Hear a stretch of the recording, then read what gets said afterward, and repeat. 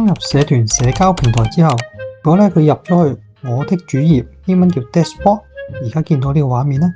並且見到咧你組織嘅名同埋相片咧，咁你撳一下個相片咧，就會進入到嗰個組織嘅主頁噶啦。但係如果你屬於多個組織嘅會員咧，而又用手機瀏覽咧，咁你就要按相片對上右上方嗰個左右箭嘴去選擇適合嘅組織，